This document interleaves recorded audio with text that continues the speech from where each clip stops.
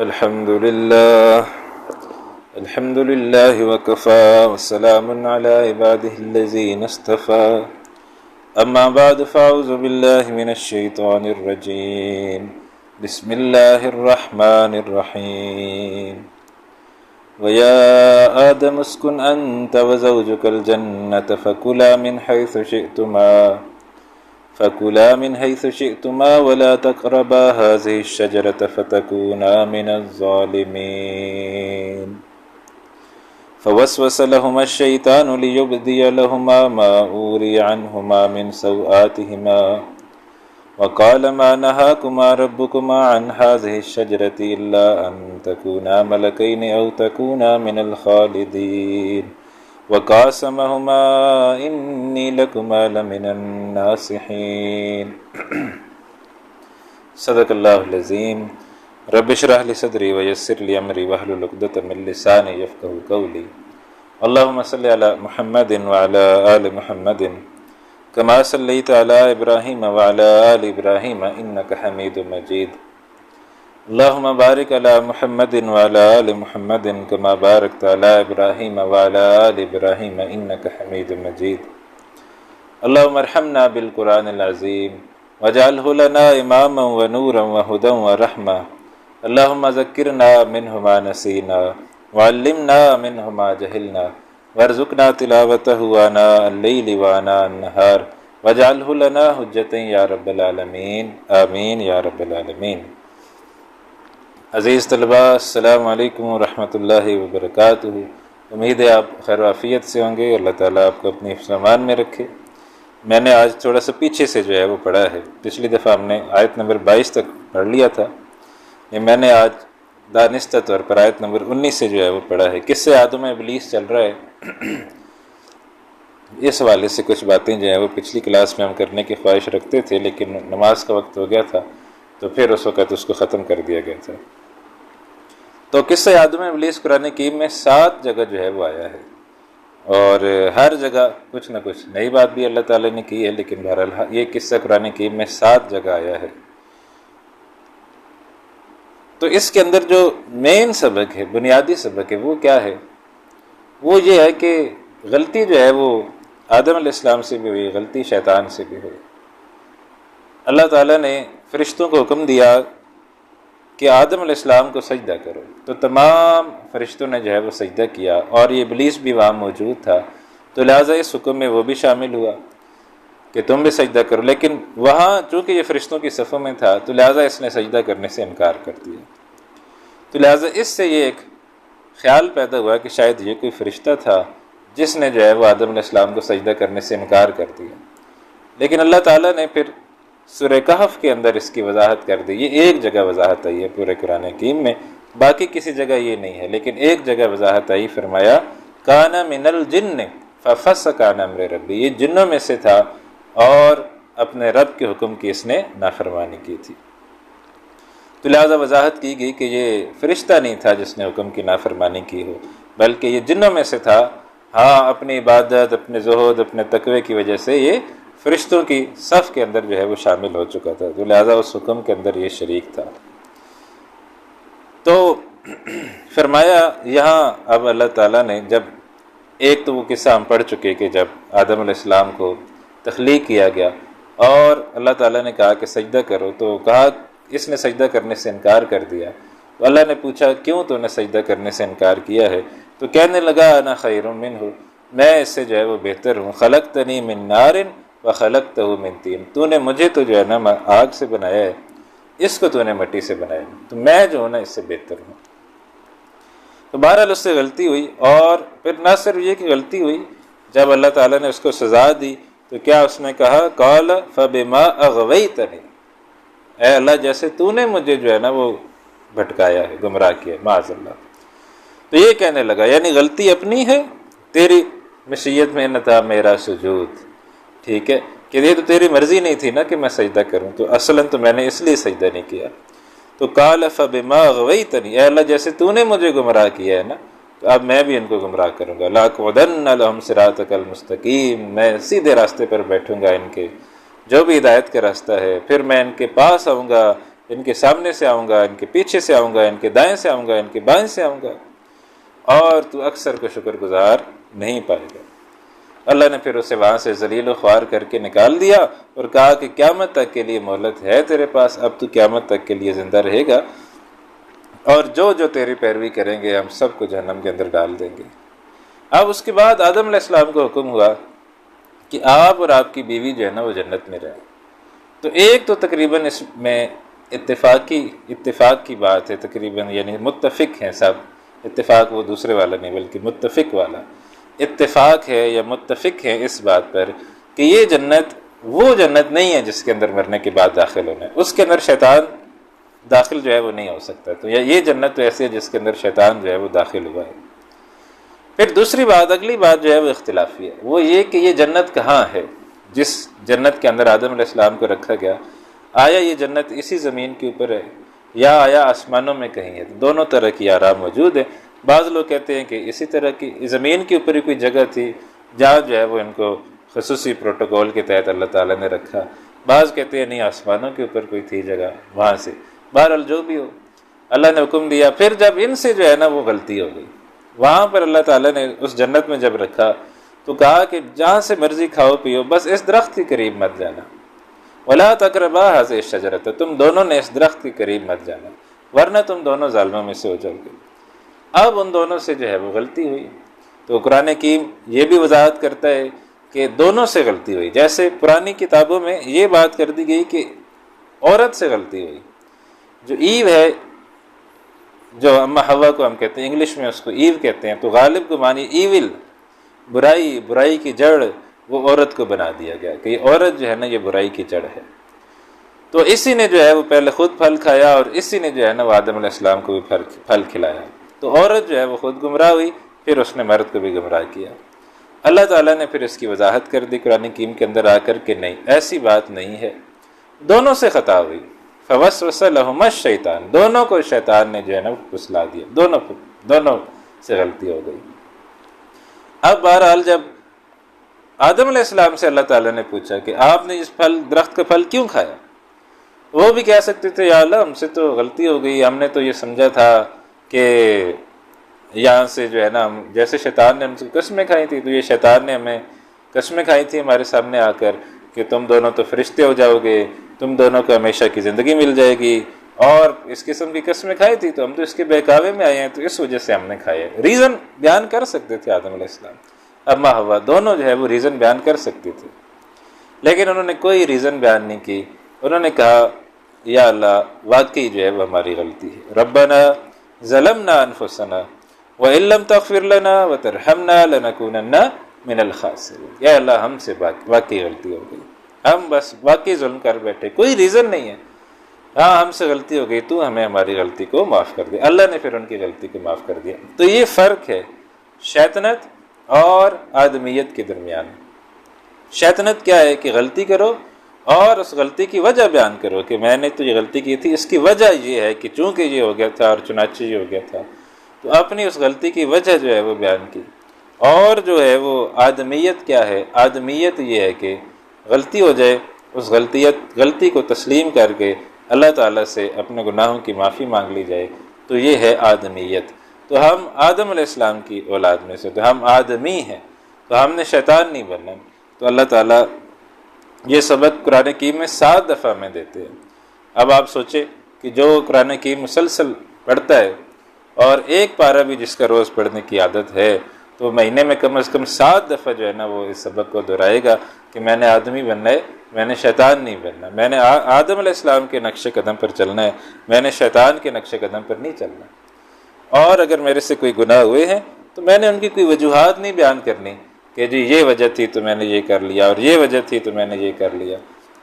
آدم بنتے ہوئے بس غلطی تسلیم، گناہ ہو جائے اللہ کے ساتھ کوئی ریزننگ نہیں کرنی، ہاں اللہ ہو گئی یہ غلطی، تو بس سیدھی اللہ تعالیٰ سے معافی مانگنی۔ تو یہ ہے شیطنت اور آدمیت کا فرق۔ تو ہم نے آدمیت والا راستہ ہمیشہ اختیار کر کے چلنا ہے۔ اب آگے چلیں، یہاں سے شروع کریں، آیت نمبر 19 سے۔ وَيَا آدَمُ اسْكُنْ أَنْتَ وَزَوْجُكَ الْجَنَّةَ، اور کہا اے آدم تم رہو اور تمہاری بیوی جنت میں، فَكُلَا، اور کھاؤ تم دونوں، ٹھیک ہے، مثنیٰ کا صیغہ ہے، کل کلا، تو فکلا تم دونوں کھاؤ من حیث شئتما جہاں سے تم چاہو، ولا تقربا هذه الشجرۃ اور تم دونوں قریب مت جاؤ اس درخت کے۔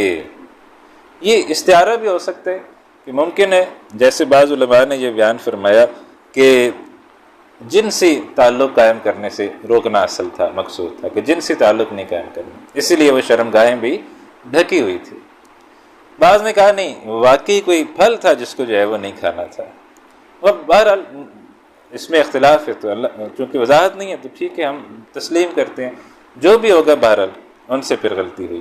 تو ولا تقربا هذه الشجرۃ اس درخت کے قریب بھی مت جانا، فتکونا من الظالمین ورنہ تم دونوں ہو جاؤ گے ظالموں میں سے۔ فوسوس لهما الشیطان، اب دیکھیں وہی بات آ گئی، شیطان نے دونوں کے اندر جو ہے وسوسہ پیدا کیا، لیبدی لهما ما اوری عنہما من سواتہما تاکہ بے پردہ کر دے ان کے لیے جو ڈھانپا گیا تھا ان کی شرمگاہوں کو۔ تو دیکھیں شیطان نے کیا کام کیا کہ ان کو جو ہے وہ جو ستر جو تھا، جو پردہ جو تھا اس کو ہٹا دیا۔ تو شیطان جب حاوی ہوتا ہے تو کیا کرتا ہے، شیطان جو ہے وہ انسان کو پردے سے غافل کر دیتا ہے۔ وہ جو ایک پردہ اللہ نے بنایا فطری شرم حیا، اس سے انسان جو ہے وہ غافل ہو جاتا ہے۔ تو شیطان کے نقش قدم پر جب چلتا ہے انسان تو پھر اس کے لیے یہ کام ہوتا ہے کہ بے پردہ کر دے، لیبدی لہما ما اوری عنہما من سواتہما، بے پردہ کر دے ان کے لیے جو وہ ڈھانپا گیا تھا ان کے شرمگاہوں سے۔ آج بھی آپ دیکھ لیجئے کہ شیطان کے نقش قدم پر چلنے والے کتنے ہیں اور رحمان کے نقش قدم پر چلنے والے کتنے ہیں۔ کسی کے پاس 4 پیسے آ جائیں تو سب سے پہلے جس چیز کی چھٹی ہوتی ہے وہ برقع ہوتا ہے۔ یہ برقع شرقہ پہننا اور یہ نقاب کرنا یہ غریب لوگوں کا کام ہے۔ غریب جو لوگ ہیں وہ پہنتے ہیں برقع۔ ہمارے جو بڑی بڑی جو ہماری سوسائٹیز ہیں وہاں پر جو بڑے بڑے محلات ہیں اور محلات میں کام کرنے والی ملازمائیں وہ لباس پہنتی ہیں جس کو ہم کہتے ہیں کہ یہ لباس عورت کو پہننا چاہیے، اور وہاں پر جو عورتیں ہوتی ہیں، وہاں پر جو بچیاں ہوتی ہیں وہ جس قسم کا لباس پہنتی ہیں وہ لباس پہنے ہوئے بھی نہ پہنے جیسی کیفیت ہوتی ہے۔ تو یہ ہے شیطان کا چکر۔ جب انسان شیطان کے چکر میں آتا ہے سب سے پہلے اس سے اس کا پردہ جو ہے نا وہ ختم کرواتا ہے۔ تو یہاں بھی اس نے جیسے ہی انہوں نے پھل کھایا، شیطان کا پھل کھاتی وہ بے پردہ ہو گئے۔ اب جب بے پردہ ہوئے، وَقَالَ مَا نَهَاكُمَا رَبُّكُمَا عَنْ هَٰذِهِ الشَّجَرَةِ، کہنے لگا نہیں روکا تمہیں تمہارے رب نے، بلکہ یہاں ابھی شیطان کی بات چل رہی ہے۔ وَقَالَ اور شیطان نے یہ کہا مَا نَهَاكُمَا رَبُّكُمَا تمہارے رب نے نہیں روکا تمہیں عَنْ هَٰذِهِ الشَّجَرَةِ عَنْ هَٰذِهِ الشَّجَرَةِ اس درخت کا پھل کھانے سے، إِلَّا أَن تَكُونَا مَلَكَيْنِ سوائے اس لیے کہ تم دونوں جو ہے فرشتے بن جاؤ گے، او تکونا من الخالدین یا تم ہمیشہ کی زندگی پانے والے ہو جاؤ گے۔ سبز باغ دکھانا شروع کر دیے، میں دیکھو میں اندر کا آدمی ہوں، میں جو ہے نا فرشتوں کے ساتھ رہا ہوں، میں فرشتوں کے ساتھ میری زندگی گزری ہے، تو مجھے پتہ ہے اللہ تعالیٰ نے تمہیں یہ درخت کھانے سے کیوں منع کیا۔ تم نے یہ درخت کھا لیا، یہ پتہ کھا لیا، درخت کھا لیا تو کیا ہو جائے گا، تم فرشتے بن جاؤ گے، ہمیشہ کی تمہیں زندگی مل جائے گی، تکونا ملکین فرشتے بن جاؤ گے، او تکونا من الخالدین یا ہمیشہ کی زندگی پانے والوں میں ہو جاؤ گے۔ وقاسمہما اور اس نے قسمیں کھائیں ان دونوں کے سامنے، انی لکما لمن الناصحین یقیناً میں تم دونوں کا یقیناً خیر خواہ ہوں۔ تو شیطان جو ہے وہ ناصح بن کر آتا ہے۔ شیطان جب انسان کے پاس آتا ہے تھوڑا کہتے ہیں میں تمہارا دشمن ہوں، تم یہ دشمنی کرو، نہیں میں تو تمہارا دوست ہوں، میں تو تمہاری مدد کرنا چاہتا ہوں، میں تو تمہیں یہ کرنا چاہتا ہوں، یہ کرنا، دیکھو آرام کھا لو، آخر بچوں کا بھی تو سوچنا ہے، تم آج مر گئے تو بچوں کا کیا ہوگا، بچے کہاں جائیں گے، کس طرح پرورش پائیں گے، تو لہٰذا حرام کھاؤ حلال کھاؤ، جو بھی کھانا ہے کھاؤ، سب کچھ جو ہے وہ تم جمع کرو، اور جو ہے وہ حلال حرام کی فکر چھوڑو، بس پیسے جوڑنے چاہیے، پیسے ہونے چاہیے تمہارے پاس۔ دیکھو تو یہ ناصح بن کے آتا ہے، اور اس طرح کی شیطان جو ہر ایک کے پاس مختلف انداز میں آتا ہے، تو یہ نصیحت کر رہے ہیں۔ اب حالانکہ یہ نصیحت کتنی سخت ہے، حرام کھاؤ، یہ کرو وہ کرو، اولاد کا تمہاری کیا ہوگا، تم مر گئے تو انشورنس کرا لو، نہیں کرائی تو پتہ نہیں کیا ہو جائے گا۔ تو لہٰذا آپ دیکھیں کہ اس نے جو ہے وہ کس طریقے سے قسمیں کھائیں، وَقَاسَمَهُمَا إِنِّي لَكُمَا لَمِنَ النَّاصِحِينَ تو شیطان کے ان ناصحانہ مشوروں سے بچ کے رہنا ہے۔ تو یہ بات ہم نے ذہن میں رکھنی ہے کہ شیطان کے ناصحانہ مشوروں سے بھی بچ کریں۔ شیطان ہمیں مشورے جو دیتے ہیں بڑے اچھے لگتے ہیں، بڑے بھلے لگتے ہیں، لیکن حقیقتاً وہ بڑے برے ہوتے ہیں۔ انسان یہ تو سوچتا ہے، جیسے میں نے مثال دی نا کہ شیطان کہتے مر گئے تو اولاد کا کیا ہوگا۔ شیطان یہ نہیں سوچنے دیتا کہ میں مر گیا تو میرا کیا ہوگا۔ یہ شیطان کہتے سوچو تم مر گئے تو تمہاری اولاد کا کیا ہوگا۔ یہ نہیں سوچنے دیتا کہ میں مر گیا تو میرا کیا ہوگا۔ اگر مجھے ظاہر بات ہے میں مر گیا تو میری اولاد کتنے مجھے پیار کیوں نہ کرے، اٹھا کے قبر کے اندر ڈال آئے گی۔ آج تک کسی ماں باپ کو رکھا نہیں ہے اس کی اولاد نے کہ ابا جی اماں جی مر گئے ہیں تو لہٰذا ان کو گھر ہی میں رکھتے، اے سی لگا کے بڑا اچھا سا فریج سا لا کے اس میں ٹھنڈا کر کے ان کو رکھتے ہیں تاکہ باڈی خراب نہ ہو۔ ایسا کوئی نہیں، سب اٹھا کے قبر کے اندر ڈال آتے۔ تو لہٰذا جب وہ قبر کے اندر ڈال آئیں گے تو اس وقت میرا کیا ہوگا۔ اگر میری قبر جہنم کے گڑھوں میں سے گڑھا بن گئی اور میری اولاد پیچھے سے عیاشی کر رہی ہوئی تو مجھے کوئی فائدہ ہے؟ مجھے تو کوئی فائدہ نہیں ہے۔ تو انسان یہ ذہن میں رکھے کہ رب اللہ تعالیٰ ہے، جو ہمیں کھلاتا ہے وہی ہماری اولاد کو بھی کھلائے گا۔ تو اولاد کے والے سے اتنا نہ پریشان ہونا چاہیے۔ اللہ نے اپنے ذمہ لیا، محنت کریں، مشقت کریں۔ ہاں میں مر گیا، اللہ تعالیٰ کوئی اور ذریعہ انشاءاللہ بنا دے گا، ہو سکتا ہے میرے سے اچھا ذریعہ بنا دے۔ فَدَلَّاهُمَا بِغُرُورٍ، بس شیطان نے ان کو مائل کر ہی لیا دھوکے سے۔ ایسے محسوس ہوتا ہے کہ وہ بھی سوچتے رہے کہ نہیں اللہ نے تو منع کیا ہوا ہے، نہیں کھانا چاہیے، لیکن بہرحال شیطان نے پھر ان کو مائل کر ہی لیا۔ فَلَمَّا ذَاقَا الشَّجَرَةَ، پھر جب دونوں نے چکھ لیا درخت سے پھل، بدت لہما سوآتہما،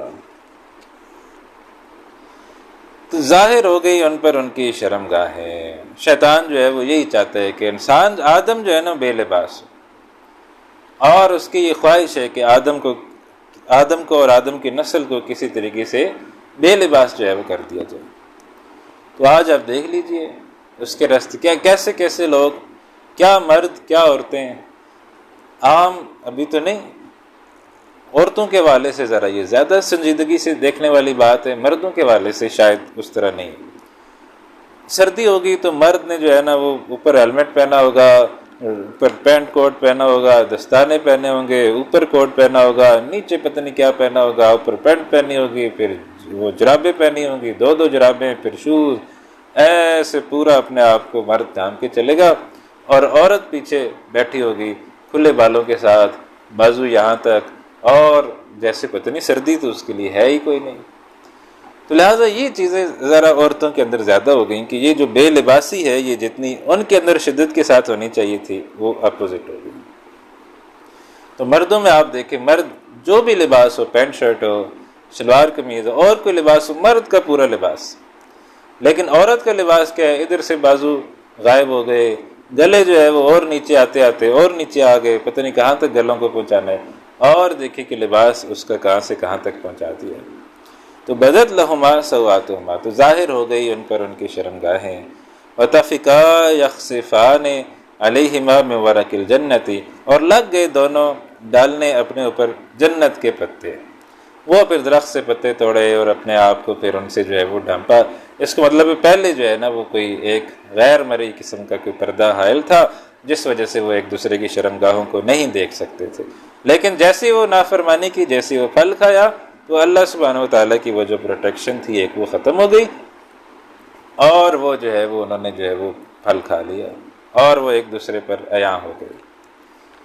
اب جب جو ہے نا ان سے یہ غلطی ہو گئی، جب انہوں نے پھر جنت کے پتوں سے اپنے آپ کو ڈھانپا، وَنَادَاهُمَا رَبُّهُمَا، اور پکارا انہیں ان کے رب نے، أَلَمْ أَنْهَكُمَا عَنْ تِلْكُمَا الشَّجَرَةِ، کیا نہیں روکا تھا میں نے تمہیں اس درخت سے، میں نے کہا نہیں تھا کہ یہ درخت جو ہے وہ تم نے نہیں کھانا، وَأَقُلْ لَكُمَا، اور نہیں کہا تھا میں نے تم دونوں سے، إِنَّ الشَّيْطَانَ لَكُمَا عَدُوٌّ مُبِينٌ، بے شک شیطان تم دونوں کا کھلا دشمن ہے۔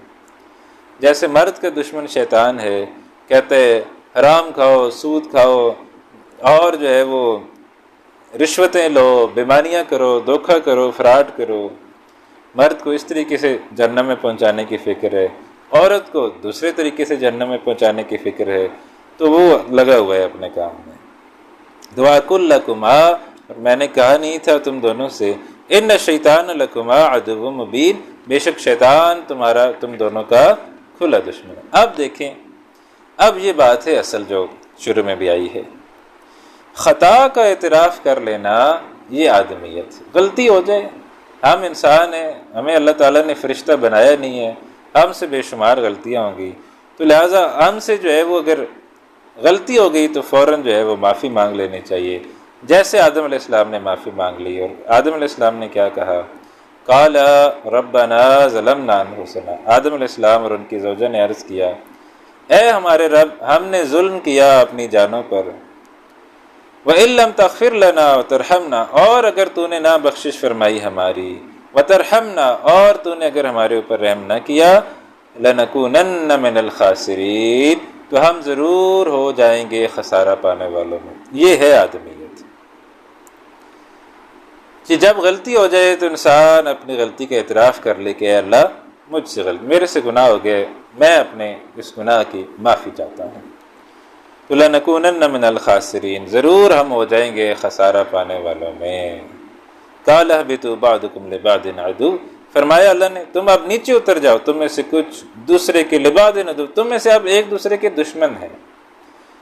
بعضکم، کم کا صیغہ آیا، تین یعنی جمع کا صیغہ آیا ہے، تو لہٰذا مراد کیا ہے کہ یہاں تین ہی اترے تھے، آدم، حوا اور شیطان، تو آپ سمجھیں کہ یہ تم سب ایک دوسرے کے دشمن ہو، عورتیں مردوں کی دشمن، مردیں عورتوں کی، جو شیطان ہے وہ انسان کا دشمن، انسان شیطان کا دشمن، سب ایک دوسرے کے، تینوں جو ہے نا ایک دوسرے کے دشمن ہیں، تو تم ایک دوسرے کے اب دشمن ہو۔ بعضکم لبعض، سب نہیں ہوں گے لیکن بعض ہوں گے ان میں سے۔ وَلَكُمْ فِي الْأَرْضِ مُسْتَقَرٌّ، اور اللہ تعالیٰ نے تمہارے رہنے کے لیے اب زمین کو جو ہے نا وہ ٹھکانہ بنایا ہے، اب زمین پہ تم جاؤ اور رہو۔ اور آپ دیکھیں کہ ہم پھر زمین کے اوپر رہ رہے ہیں، اس وقت تو یہی پتہ تھا، انسان کو ہمیشہ سے یہی پتہ تھا کہ اس کائنات کا جو مرکز و محور ہے وہ زمین ہے، یہ جو ارض ہے یہی اس کائنات کا مرکز و محور ہے، اور ہر چیز اس زمین کے گرد گھوم رہی ہے، سورج نکلتا ہے اور غروب ہو جاتا ہے، اور اس طریقے سے اب جو ہے وہ پچھلے تقریباً 100-200 سالوں میں جو سائنس نے ترقی کی ہے، اس سے ہمیں پتہ چلا ہے اس زمین کی تو کوئی حیثیت ہی نہیں ہے۔ یہ جو اتنی بڑی کائنات ہے جس میں billion and billion of galaxies ہیں، اور گلیکسیز کے اندر billion and billion of stars ہیں، اور پتہ نہیں ارب ارب ان کے درمیان نوری سال کے فاصلے ہیں، لائٹ ایئرز کہا جاتا ہے، لائٹ ایئرز کے فاصلے ہیں، تو اس لائٹ ایئرز کے فاصلوں میں زمین کی حیثیت کیا ہے، لیکن اللہ تعالیٰ نے اس زمین کو جو ہے نا وہ ہمارے رہنے کے لیے ٹھکانہ بنایا ہے۔ اور آپ دیکھ لیں سائنس جو ہے نا کتنی بھاگ دوڑ کر رہی ہے کہ کہیں اور ہمیں جگہ مل جائے جہاں ہم جا کے بس جائیں، اور کتنے ارب سٹارز ہیں، لیکن کوئی ابھی تک جگہ مل نہیں رہی جہاں جا کے انسان جو ہے نا بس جائے، کوئی جگہ اس قابل ہے ہی نہیں۔ اگر رینڈملی ہوتی، اگر یہ کسی بنانے والے نے نہ بنایا ہوتا تو جس طرح یہاں پر ماحول سازگار ہوا ہے انسان کے رہنے کے لیے، حیات کی نشو نما پانے کے لیے، تو اور بھی کئی ستارے ہوتے جن پر ماحول جو ہے وہ سازگار ہوتا اور وہاں کوئی کسی قسم کی کوئی مخلوق پائی جاتی، لیکن زمین کے علاوہ ہمیں کسی جگہ کوئی مخلوق کے آثار نہیں ملتے۔ تو اس کا مطلب ہے کہیں بھی کبھی کوئی رہا نہیں ہے، تو صرف زمین ہی جو ہے نا وہ اللہ تعالیٰ نے ہمارے لیے ٹھکانہ بنائی ہے۔ اور یہاں پر دیکھیں ہر چیز کس قدر بہترین ہے، ہم رہ رہے ہیں، سانس لیتے ہیں تو آکسیجن ہے، پینے کے لیے پانی ہے، کھانے کے لیے چیزیں یہاں سے اگتی ہیں، ہر چیز کا ایک بہترین سیٹ اپ جو ہے وہ اللہ سبحانہ و تعالیٰ نے بنایا ہوا ہے۔ تو متاع الی حین، اور ایک فائدہ اٹھانے ایک وقت تک۔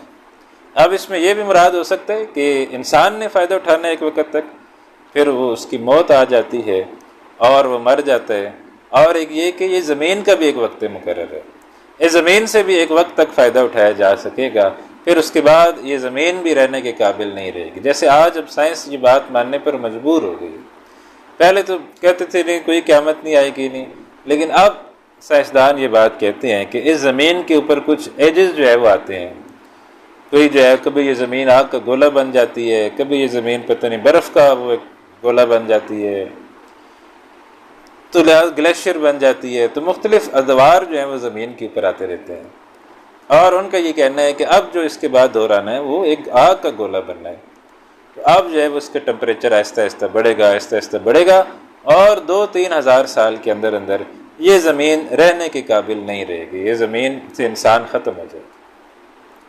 لہٰذا وہ بھاگ دوڑ کرتے ہیں کہ ادھر جا کے انسان بس جائے، ادھر جا کے انسان بس جائے، تاکہ انسان کسی طریقے سے اپنے آپ کو بچا سکے۔ جب 2000 سال بعد جب یہاں ماحول رہنے کے قابل نہیں رہے گا تو کوئی اور جگہ ہم نے تلاش کر لی ہو، وہاں جا کے ہم رہنے کی کوشش کریں۔ بہرحال یہ کیا ہوگا اللہ بہتر جانتا ہے۔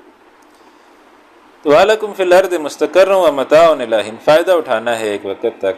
قال، اور مزید بھی اللہ تعالیٰ نے کیا کہا، فِيهَا تَحْيَوْنَ، اسی میں تم زندہ رہو گے، وَفِيهَا تَمُوتُونَ، اسی میں تم مرو گے، وَمِنْهَا تُخْرَجُونَ، اور اسی سے تم نکالے جاؤ گے۔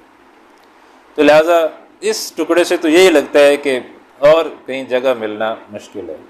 اللہ نے اسی زمین کو جو ہے نا وہ ہمارے لیے مستقر بنایا ہے، یہاں پر ہی ہم نے رہنا ہے، ادھر ہی سے آنا ہے، ادھر ہی مرنا ہے، اور اسی سے قیامت والے دن دوبارہ جو ہے وہ نکلنا ہے۔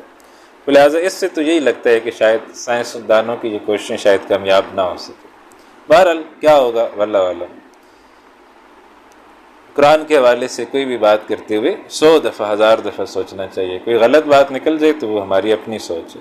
اللہ سبحانہ و تعالیٰ حق فرماتے ہیں، تو جو اللہ فرماتا ہے وہ تو حق ہے، جو ہم بیچ میں کوئی غلطی سے بھی اگر کوئی رائے کا اظہار کر لیں تو غلط بھی ہو سکتی ہے، تو اللہ اس کو معاف فرمائے، اور وہ پھر شیطان کی طرف سے ہوتی ہے۔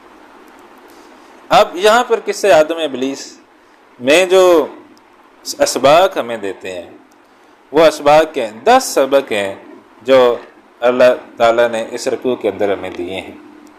پہلا سبق کیا ہے؟ پہلا سبق یہ ہے کہ خطا کا اعتراف کر لینا آدمیت ہے۔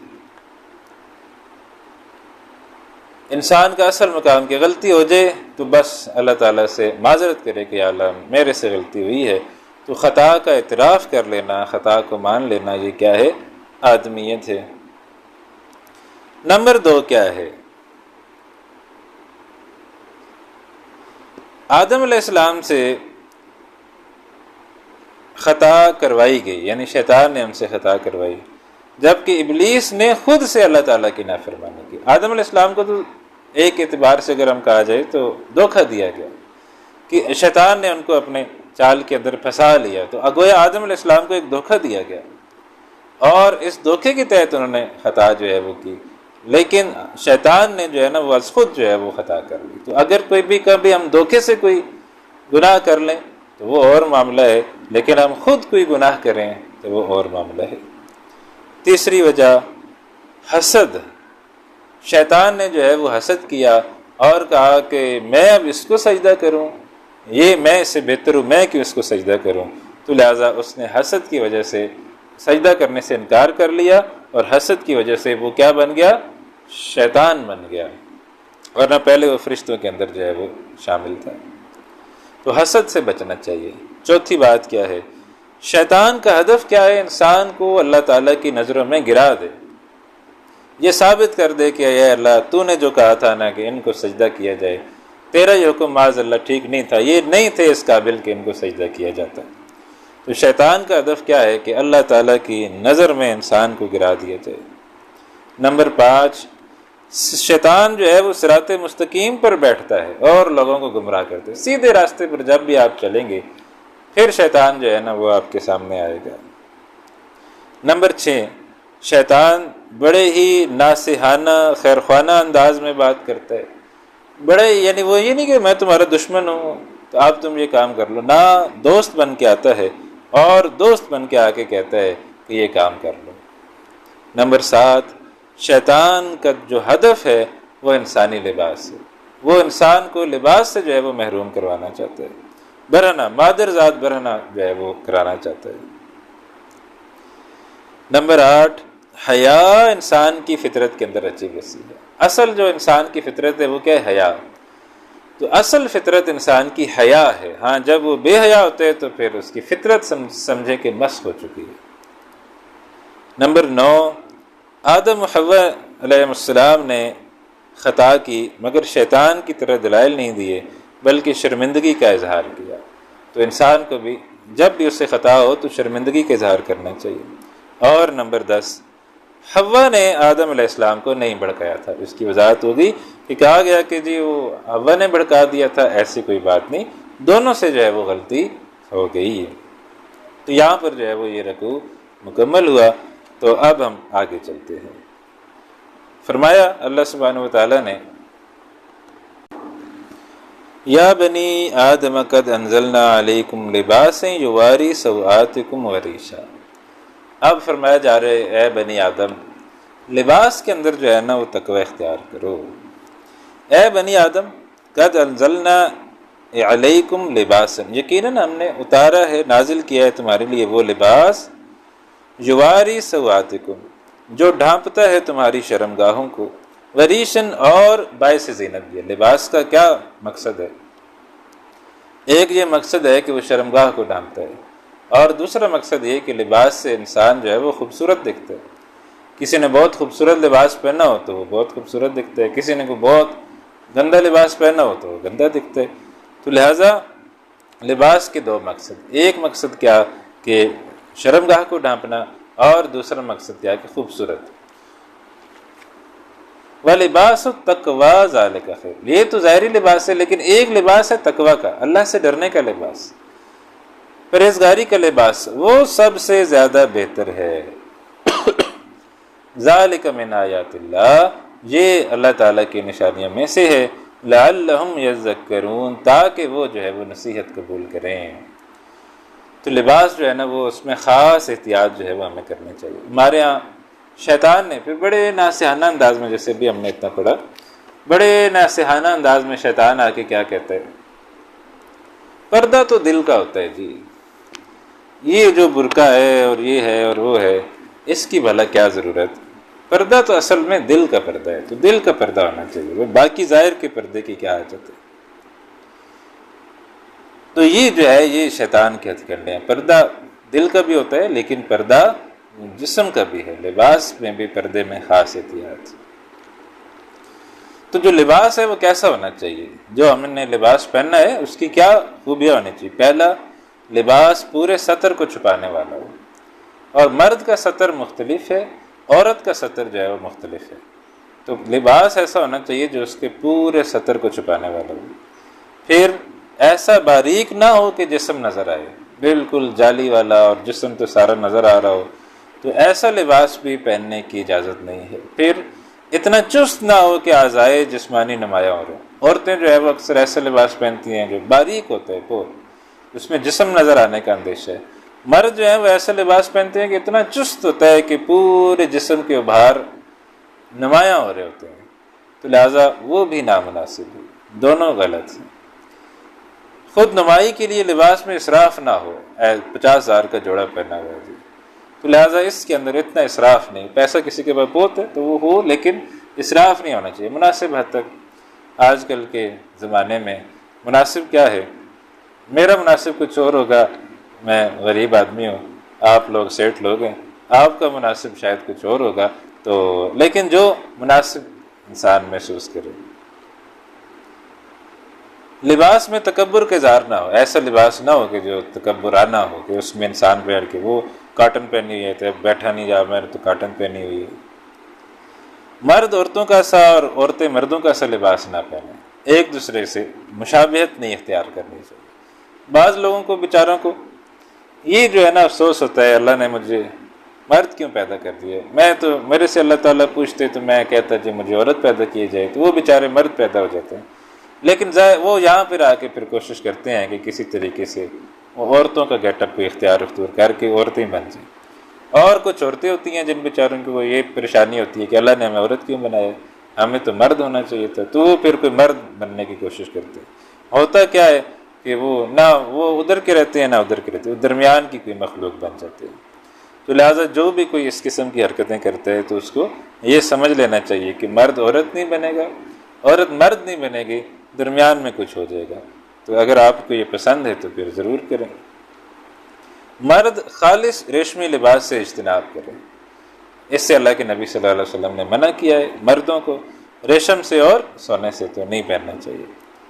پھر اپنا لباس ترک کر کے کسی اور قوم کا لباس نہ پہننا چاہیے. اس سے نہ صرف قوم تشخص مجروح ہوتا ہے بلکہ مروب اور غلامانہ ذہنیت کی عکاسی ہے. کہ لباس جو ہے نا اس کا بھی دیکھیں کیا ہوتا ہے. ایک زمانے میں ہمارا جو لباس تھا، بہت عزت دار آدمی جو ہوتا تھا، گاؤں کا جو سربراہ ہوتا تھا، بہت عزت ہوتی تھی، تو کیا ہوتا تھا، اس نے جناب بڑا اعلیٰ قسم کا کپڑا پہنا ہوگا، لٹھے کا کپڑا پہنا ہوگا، نیچے جناب اس نے بڑا خوبصورت کھسا پہنا ہوگا، سر پر اس نے وہ ایک پگڑی باندھی ہوگی جس کا ایسے وہ شملہ اوپر کر کے جو ہے وہ نکلا ہوگا، اس کا پیچھے ہوگا، اور چودھری صاحب ہوں گے، ملک صاحب ہوں گے، بہت عزت والا لباس جو ہے وہ یہ تصور کیا جاتا تھا۔ جب انگریز آیا تو اس نے کیا کام کیا؟ اب آپ دیکھیں کہ یہ لباس کہاں پہنا جاتا ہے۔ تو اگر آپ کبھی 5 اسٹار ہوٹلوں پہ جائیں تو 5 اسٹار ہوٹلوں پہ جو دروازہ کھولنے والے ہوتے ہیں، یا اس سے ایون 4 اسٹار ہوٹلز میں بھی، وہاں جو دروازہ کھولنے والے ہوتے ہیں اس نے وہ لباس پہنا ہوتا ہے، وہ خوبصورت سا لباس، اوپر وہ شملہ، اوپر وہ اس کا نکلا ہوا، تو وہ جو ہوٹل کا چوکیدار ہے اس نے وہ لباس پہنا ہوتا ہے۔ تو یہ کس نے کیا؟ ہمارا جو اعلیٰ لباس تھا اس کو کس نے جو ہے وہ ذلیل کر دیا۔ تو لہٰذا یہ چیزیں دیکھیں، یہ لباس جو ہے نا اس کی اہمیت ہوتی ہے، اور اگلے جو ہے وہ جان بوجھ کر آپ کو آپ کے لباس سے بھی دور کرنا چاہتا تاکہ یہ مکمل ہماری غلامی میں آ جائے، ذہنی غلامی میں آ جائے کہ یہ لباس بھی وہ پہنے جو ہم اس کو کہیں کہ یہ لباس تو نے پہنا ہے۔ تو ہم نے بھی کیا کرنا ہے؟ ہم نے بھی جانے انگلینڈ میں جانے، اور انگلینڈ میں جا کے وہاں جو ہے نا وہ جو 3 پیس سوٹ ہوگا نا وہ بندے کو پہنا کے ہم گیٹ پہ کھڑا کریں گے کہ آج تم نے جو ہے نا وہ گیٹ کھولنا ہے، 3 پیس سوٹ پہن کے اب تم نے گیٹ کھولنا ہے اور گیٹ بند کرنا ہے، اور ہم دوسرا لباس پہن کے جائیں گے، ٹھیک۔ تو یہ وہ خواب ہے جو ہوئے گا پورا، کبھی نہ کبھی تو ہوئے گا، ٹھیک۔ خواب تو دیکھنے چاہیے، خواب دیکھنے میں کوئی مسئلہ نہیں۔ اب آگے فرمایا کہ جو بے حیائی پھیلانے والے ہیں وہ شیطان کے ایجنٹ ہیں۔ یا بنی آدم، اے آدم کی اولاد، لا یفتننکم الشیطان، شیطان تمہیں فتنے میں نہ ڈال دے، کما اخرج ابویکم من الجنت، جیسا کہ اس نے نکلوا دیا تھا تمہارے ماں باپ کو جنت سے، جیسے شیطان نے ان کو جنت سے نکال دیا تھا ایسے ہی تمہیں بھی جو ہے وہ ناصحانہ مشورے دے گا، تمہیں بھی جو ہے وہ بڑے خوبصورت مشورے دے گا، تمہیں بھی جو ہے وہ جنت سے نکلوا دے گا۔ تو کما اخرج ابویکم من الجنت، جیسے نکلوایا اس نے تمہارے ماں باپ کو جنت سے، ینزغ عنہما لباسہما، وہ اتارتا تھا ان دونوں سے ان کا لباس۔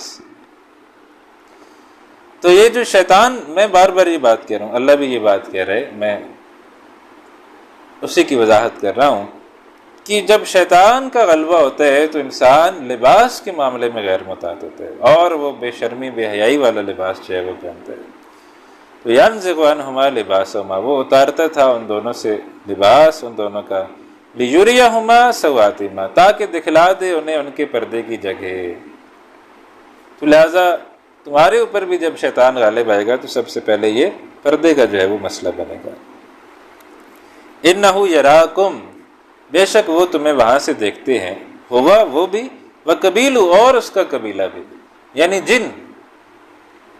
تو ہم جہاں ہوتے ہیں ممکن ہے وہاں، میں بھی یہاں بیٹھا ہوں تو ممکن ہے میرے ساتھ کوئی جن بھی بیٹھا ہو، اور وہ بھی سورہ اعراف پڑھنے آیا ہو تو کہتا ہو جی مجھے پڑھا دیں، تو ہو سکتا ہے میرے شاگردوں میں سے کوئی، جنات میں بھی سے کوئی ہو، لیکن وہ جو بھی ہے چھپا ہوا ہے، مجھے نہ میری خواہش ہے کہ وہ مجھے بتائے۔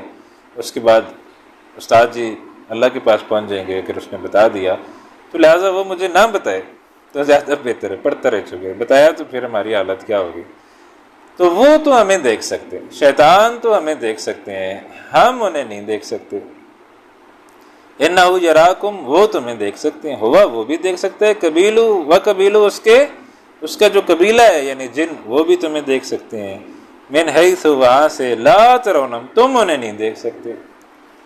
تو یہ بھی ایک آزمائش ہے کہ وہ تو ہمیں دیکھ سکتے ہیں، ہم انہیں نہیں دیکھ سکتے، ورنہ تو ہو نا، نظر آ جائے تو پھر تو انسان جو ہے وہ پتہ چل جاتا ہے کہ او چل بھاگ جا، تو پھر آ گیا مجھے خراب کرنے کے لیے، چل نکل ادھر سے، نکل ادھر۔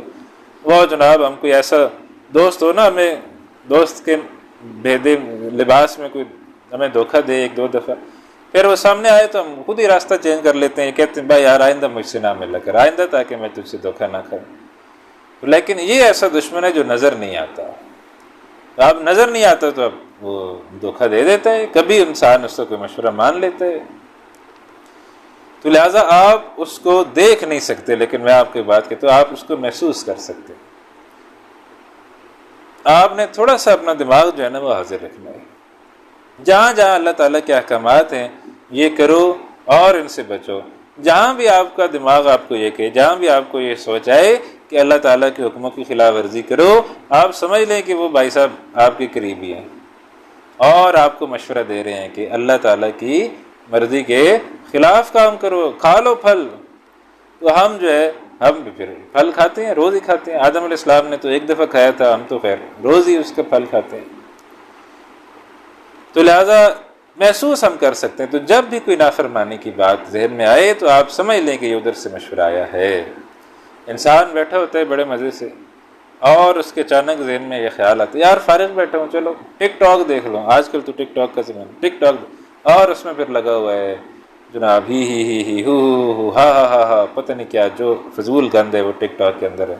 کام کی بات تو اس میں شاید 1% ہوگی، 99% تو اس کے اندر گند بھرا ہوا ہے.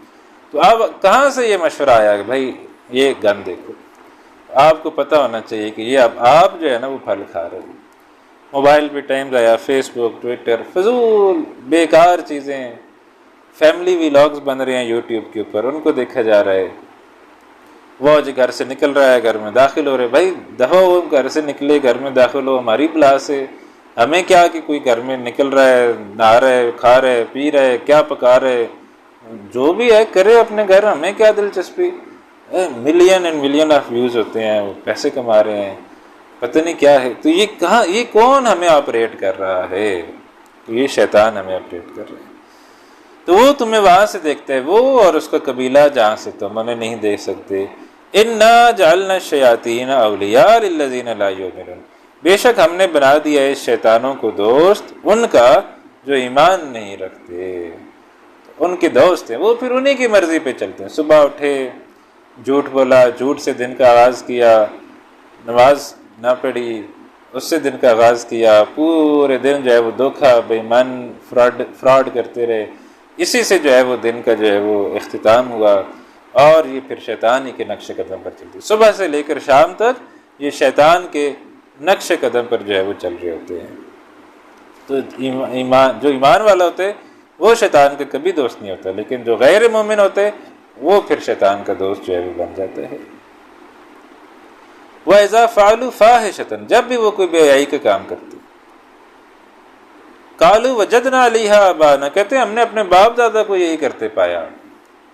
بے حیائی کا کام انسان جو ہے نا وہ کرتے، اور جب اسے منع کیا جائے اور کہا جائے کہ یہ بے حیائی کا کام ہے، یہ مت کرو، تو کہتے ہیں ہمارے تو بڑے بزرگ یہ کرتے آ رہے ہیں، ہم کیسے نہ کریں. اور آپ اس کی انتہا یوں سمجھیں کہ اللہ کے نبی صلی اللہ علیہ وسلم سے پہلے خانہ کعبہ کا طواف کیا جاتا تھا جیسے اب بھی ہوتا ہے، لیکن اس زمانے میں سب سے اعلیٰ طواف کون سا ہوتا تھا؟ سب سے بہترین طواف کون سا ہوتا تھا؟ وہ یہ ہوتا تھا کہ انسان مکمل لباس اتار کر برہنہ ہو کر خانہ کعبہ کا طواف کرتا تھا، اور کہتا تھا کہ چونکہ اسی حالت میں ہم دنیا میں آئے ہیں، جب ہم دنیا میں آئے ہیں تو کون سا ہمارے اوپر کوئی لباس تھا، تو لہٰذا اسی حالت میں اللہ کے حضور پیش ہو جائے. اور برہنہ ہو کے طواف کیا کرتے تھے اور سمجھتے تھے کہ یہ بہت اعلیٰ نیکی ہے، نیکی کا یہ اعلیٰ ترین معیار تھا کہ انسان برہنہ ہو کر اس کا طواف کرے خانہ کعبہ کا. تو جب ان کو کہا گیا کہ بھائی یہ تو بیوقوفی ہے، یہ تو کوئی نیکی نہیں ہے کہ تم اب مرد عورتیں برہنہ ہو کے اکٹھے طواف کر رہے ہو، تو کیا کہتے؟ قالوا وجدنا علیہ آباءنا، ہم نے تو اپنے آباء و اجداد کو یہ کرتے ہوئے پایا ہے. واللہ امرنا بہا، اور اللہ نے حکم دیا ہے ہمیں اس کا. معاذ اللہ، اللہ کیسے حکم دے سکتے؟ کل کہہ دیجئے ان اللہ لا یامر بالفحشاء، اللہ تعالیٰ بے حیائی کا حکم نہیں دیا کرتا. تو یہ تو شیطان کی سازش ہے کہ وہ انسان کو بے لباس کرنا چاہتا ہے. تو جتنا جہاں جہاں شیطان غالب ہوگا وہاں اتنا لباس کم ہوتا چلا جائے گا. تو یہ تو بالکل برہنہ ہو کے طواف کرنا، یہ تو مکمل شیطان کے نرغے کی بات ہے. ان اللہ لا یامر بالفحشاء، اللہ تعالیٰ تو بے حیائی کا حکم نہیں دیتا. اتقولون علی اللہ ما لا تعلمون، کیا تم اللہ کے والے سے وہ بات کہتے ہو جو تم خود نہیں جانتے؟ تمہیں خود اس بات کا اندازہ نہیں ہے کہ تم کیا کہ اللہ پر جھوٹ کر رہے ہو، معاذ اللہ. کل امر ربی بالقسط، اب کہا کہ بتاتے ہیں تمہیں اللہ کیا حکم دیتے ہیں۔ فرمایا کہ اے نبی صلی اللہ علیہ وسلم فرما دیجیے امر ربی بالقسط، میرا رب تو حکم دیتا ہے عدل کا، انصاف کا، جسٹس کا، تو میرا رب جو ہے وہ تو عدل و انصاف کا جو ہے وہ حکم دیتا ہے۔ وَأَقِیمُوا وُجُوهَکُمْ، اور یہ کہ وہ اللہ تعالیٰ حکم دیتا ہے کہ اپنے چہرے کو سیدھا رکھو عند کل مسجد، ہر نماز کے وقت، ہر مسجد جانے کے وقت یا ہر نماز کے وقت، وَادْعُوهُ، اور اسی کو پکارتے رہو، مخلصین لہ الدین، اپنی اطاعت کو اسی کے لیے خالص کرتے ہوئے۔ پکارنا بھی اس کو ہے، احکامات بھی اس کی ماننے، کمانڈمنٹس بھی اس کے ماننے ہیں۔ یہ نہیں کہ جی اللہ کو مانتے، ماشاء اللہ آپ اللہ کو مانتے ہیں، جی جی جی جی بالکل، کیوں نہیں ہم اللہ کو مانتے ہیں، تو اللہ نے تو یہ حکم دیا ہے کہ یہ کام چھوڑ دو، نہیں نہیں نہیں یہ تو ہم نہیں چھوڑ سکتے جی، یہ تو مجبوری ہے، کیا کریں، یہ نہیں چھوڑ سکتے، تو یہ بات نہیں۔ وَادْعُوهُ مُخْلِصِينَ لَهُ الدِّينَ، اسی کو پکارو، اسی کے لیے اطاعت کو خالص کرتے ہو۔ اطاعت کیا ہوتا ہے؟ حکم ماننا، تو اسی کے احکامات کو مانتے ہوئے پھر اس کو پکارو۔ كَمَا بَدَأَكُمْ تَعُودُونَ، جس طرح اس نے پہلے پیدا کیا تھا تمہیں، تم دوبارہ پیدا ہوگے۔ ایک یہ زمانہ ہے جب ہم جی رہے ہیں، ایک اور وقت آئے گا کہ پھر ہمیں اللہ تعالیٰ دوبارہ پیدا کرے گا۔ فریقاً ہدا، ایک گروہ کو اللہ نے ہدایت دی، وفریقاً حق علیہم الضلالہ، اور ایک گروہ ہے کہ لازم ہو گئی ان پر گمراہی۔ انہم اتخذوا الشیاطین اولیاء من دون اللہ، اس لیے کہ بے شک انہوں نے بنا لیا شیطانوں کو دوست اللہ کو چھوڑ کر، یحسبون انہم مہتدون، اور وہ یہ سمجھ رہے ہیں بڑے ہدایت یافتہ، شیطان کے نقش قدم پر چل رہے ہیں، اور شیطان کے نقش قدم پر چلتے ہوئے وہ یہ سمجھ رہے ہیں کہ وہ بڑے ہدایت یافتہ ہیں۔ تو ہم میں بھی اپنا گریبانہ میں جھانکنا چاہیے۔ آگے فرمایا یا بنی آدم، اے آدم کی اولاد، خذوا زینتکم عند کل مسجد، اختیار کرو اپنی زیب و زینت ہر نماز کے وقت۔ لباس کی بات آ رہی ہے تو جب بھی مسجد جانا ہو تو اعلیٰ خوبصورت عمدہ لباس پہن کے جاؤ۔ بادشاہ کے دربار میں جا رہے ہو نا، مسجد کس کا دربار ہے؟ بادشاہ کا دربار ہے، احکم الحاکمین کا دربار، سب سے بڑے بادشاہ کا دربار ہے، تو لہٰذا وہاں جاؤ تو اچھا لباس پہن کے جاؤ۔ خذوا زینتکم، اچھا لباس پہن کے جاؤ، عند کل مسجد، ہر نماز کے وقت، وَكُلُوا وَاشْرَبُوا وَلَا تُسْرِفُوا، اور کھاؤ اور پیو اور اسراف مت کرو، رزق ضائع مت کرو۔ إِنَّهُ لَا يُحِبُّ الْمُسْرِفِينَ، بے شک اللہ تعالیٰ رزق ضائع کرنے والوں کو پسند نہیں کرتا۔ اب آپ دیکھیں دو باتیں آئی، ایک یہ کہ اچھا لباس پہنو مسجد جاتے ہوئے، تو ہر وقت مسجد جانا ہے نا، فجر میں جانا ہے، پھر ظہر عصر مغرب عشاء 4 دفعہ جانا ہے، تو یعنی اچھا لباس، اللہ تعالیٰ کو اچھا لباس پہننا پسند ہے، اور وہ یہ چاہتے ہیں کہ میرے دربار میں آؤ تو اچھا لباس پہن کے آؤ۔ لہٰذا اچھا لباس پہننا کوئی بے دینی نہیں ہے، خوبصورت لباس پہننا، ایسا لباس پہننا جس میں آپ بہت خوبصورت دکھیں، تو یہ کوئی بے دینی نہیں ہے کہ یہ تو بڑا بندہ بے دین ہے۔ ہمارے ہاں کیا ہے، جو بھنگی چرسی ہوگا، بال بڑے ہوں گے، جوئیں پڑی ہوں گی، بال چمٹے ہوں گے، حلیہ برا ہوگا، کپڑے پھٹے پرانے پہنے ہوں گے، اور وہ حلیے سے بو آ رہی ہوگی، 1 کلومیٹر دور سے اس سے بو آنا شروع ہو جائے گی۔ کیا کہتے ہیں ایسے شخص کے بارے میں؟ بڑی پہنچی ہوئی سرکار ہے۔ آپ اس سے اندازہ کر لیجئے کہ وہ کہاں پہنچی ہوئی سرکار ہے، وہ وہاں نہیں کہیں اور پہنچی ہوئی سرکار ہے، تم سمجھے غلط ہے، پہنچی ہوئی لیکن وہاں نہیں جہاں تم سمجھو یہ کہیں اور پہنچی ہوئی سرکار ہے، تو یہ بڑی پہنچی ہوئی سرکار ہے۔ تو یہاں کیا کہہ رہے ہیں اللہ تعالیٰ کہ ہر نماز کے وقت اپنا لباس اچھا پہن کے آؤ، وَكُلُوا وَاشْرَبُوا، اور کھاؤ اور پیو۔ یہ دیکھیں، یہ بھی کوئی بھوکا رہنا اور جو ہے نا وہ کچھ کھانا پینا نہیں، یہ بھی کوئی اللہ کو پسند ہے۔ اللہ نے تمہیں دیا ہے تو اچھا کھاؤ اچھا پیو۔ وَلَا تُسْرِفُوا، ہاں ضائع نہ کرو، رزق ضائع نہیں ہونا چاہیے، یہ زیادتی ہے، رزق ضائع نہیں ہونا۔ اللہ کتنی مشقت لگتی ہے، آپ یوں بھی دیکھیں، کسان جو ہے نا وہ کہاں اگاتا ہے، ایک گندم کی جو روٹی ہم نے کھائی ہے، اس کو آپ ذرا ریورس کریں کہ یہ کہاں سے چلی ہوگی۔ کبھی گندم کا بیج کسان نے ڈالا ہوگا، پھر وہ فصل اگی ہوگی، پھر فصل کٹی ہوگی، پھر پتہ نہیں کہاں سے کن کن مراحل سے گزر کر یہ روٹی جو ہے وہ میرے سامنے پہنچی ہے۔ آپ روٹی ایسے ضائع کر دیں تو یہ مناسب نہیں ہے۔ تو جو بھی رزق جو ہماری پلیٹ میں آیا ہے، رزق ضائع نہیں ہونا چاہیے۔ پچھلی کلاس میں بھی شاید میں نے آپ کو یہ مقولہ سے سنایا تھا کہ اکثر یہ جگہوں پہ لکھا ہوا پڑھا، اتنا ایلے تھالی میں بیکار نہ جائے نالی میں، تو آپ اتنا ہی لیں جو آپ کھا سکیں، ورنہ بیکار چلا جائے گا نالی میں تو وہ پسندیدہ نہیں ہے۔ اِنَّهُ لَا يُحِبُّ الْمُسْرِفِينَ، بے شک اللہ تعالیٰ رزق ضائع کرنے والوں کو پسند نہیں کرتا۔ ہم باقی کھائیں پئیں، اگر آپ پہلوان ہیں اور آپ سمجھتے ہیں کہ پلیٹ بھری ہوئی بھی کھا لیں گے تو پھر کھا لیں، بھر لیں پلیٹ، لیکن اگر آپ جو ہے وہ کانگڑی پہلوان ہیں اور پھر جو ہے پلیٹ آپ نے بھر لی ہے تو پھر مسئلے، پھر کانگڑی کیا ہوتی ہے، کمزور سا ایسے، وہ جو ہوا سے بھی بچنے کے لیے 2 پتھر جیب میں رکھتے کہ ہوا چلے گی تو میں گر جاؤں گا، تو اس کو کہتے ہیں۔ تو اگر آپ اس طرح کے پہلوان ہیں تو اور آپ نے پلیٹ بھر لی ہے تو پھر آپ نے اسراف کیا ہے۔ اب پھر ایک بات، کل اے نبی صلی اللہ علیہ وسلم فرمائیے، من حرم زینت اللہ التی اخرج لعبادہ، کس نے حرام کیے اللہ کی زینت کو جو پیدا کیا اس نے اپنے بندوں کے لیے؟ کہاں سے یہ تصور آ گیا کہ اچھا لباس پہننا کوئی بڑی بری بات ہے، صاف کوئی بڑے اچھے خوبصورت کپڑے پہن لے تو نہیں جی یہ تو دنیا دار ہو گیا ہے، یہ تو بڑے اچھے اچھے کپڑے پہنتا ہے، بڑے اچھے جوتے پہنتا ہے، بڑی اچھی خوشبو لگاتا ہے، بڑی اچھی ٹوپی پہنتا ہے، اینک بھی بڑی اچھی پہنتا ہے۔ میں اپنی بات نہیں کر رہا کہ کوئی بھی انسان ہو سکتا ہے، تو لہٰذا یہ تو بڑا اچھا آدمی ہے، تو لہٰذا یہ دنیا دار ہے، یہ دیندار ہے۔ دیندار کا کیا کام کہ وہ تو گندے سے کپڑے پہنے اور پھٹے پرانی جوتی اس کی پہنے ہو، اور اس کو بھی جو ہے نا وہ ٹوپی بھی میلی سی پہنی ہوئی ہو، تو گندا سا اس کا لباس ہو، تو لہٰذا یہ ہے اصل دیندار۔